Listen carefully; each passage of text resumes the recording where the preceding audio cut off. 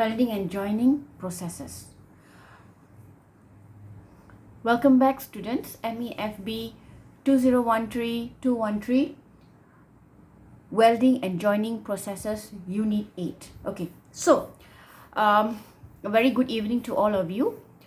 We're moving into the next topic, which is welding and joining processes. Okay, so before I start this topic, let me ask you, in the event that you need to join two papers together, how do you do it? You're going to use a gum. You're going to use a glue to stick the two papers together. In the event that you need to stick two plastic materials together, how do you do it? You're going to use glue to stick plastic materials together, right? You're going to either use a Yoo-hoo glue, some sort of glue to stick the plastic materials together. So what happens when you need to stick two metal pieces together? You need to use heat and pressure. You cannot stick without using heat and pressure. Okay, so what are the biggest challenges in welding and joining processes? So this topic is not going to be to describe each and every welding processes step by step. Okay, you already did it in the manufacturing processes lab. So if you remember, we did arc welding and gas welding back in the lab. So I hope you still remember the technique. So now we're going to focus on the different types of welding techniques that are available in the industry, and what are the challenges faced by welders in the industry. So what do you think is the biggest challenge during a welding process? So if you see when you're performing a welding process, both materials are being welded together. There is presence of heat and pressure. So the presence of heat and pressure is going to invite gases from the atmosphere. So you know that we are surrounded by gases, and automatically gases meaning oxygen gas, hydrogen gas, so automatically oxygen gas would go and deposit on the surface of the weld during the welding process. So what happens when this oxygen deposits on the surface of the weld? You would find that the oxygen would form a thin layer which you cannot see with the naked eye, and this thin layer would develop and start to eat up the metal, meaning that it will create a porous structure within the weld itself. You would not know this, you would not be able to see it. Okay, being a professional welder, you would think that, okay, I did an excellent job welding and this is going to be the best weld. But suddenly after 3 months, 2 months maybe, you suddenly find the weld breaking into two, and then you wonder, hey, what happened? I did a perfect weld. What happened?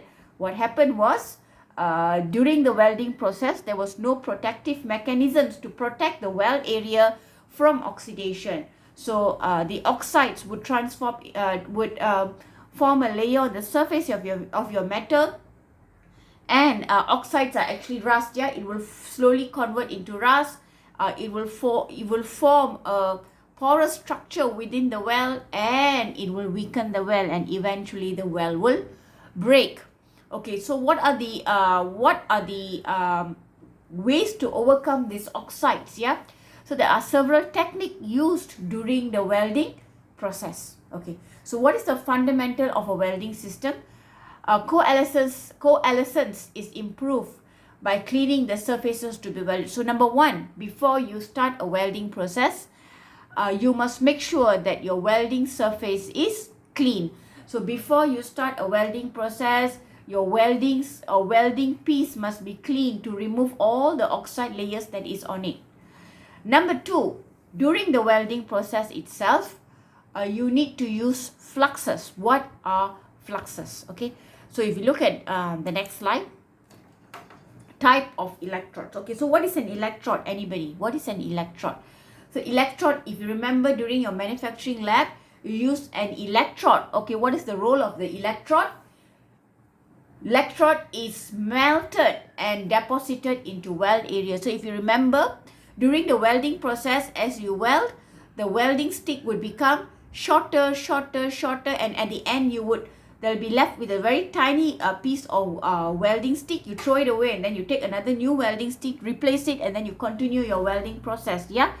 So electrode function is to melt and deposit into the weld area. So there are three basic types of electrode: the bare electrode, the flux electrode, and the contact electrode. Bare electrode is an electrode without coating, whereas the most commonly used electrode is flux electrode and contact electrode. Flux electrode is an electrode with light coating, and contact electrode is an electrode with heavy coating. What is the role of this coat? Okay, so we look at the role of this coating functions. Okay, so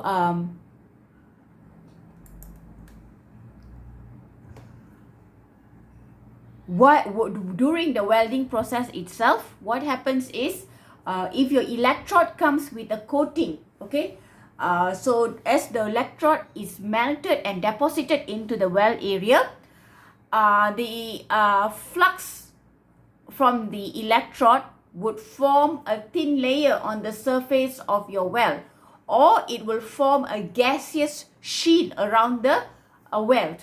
So either way, either it forms a layer on the surface of the weld, or it forms a gaseous shield, a gas around the weld. So this protects the weld area from oxidation. Therefore, during the welding process itself, you'll find that if there is oxygen on the surface of the weld, this flux is going to neutralize the oxygen, and it will form a slag on the surface of the weld, and this slag eventually hardens.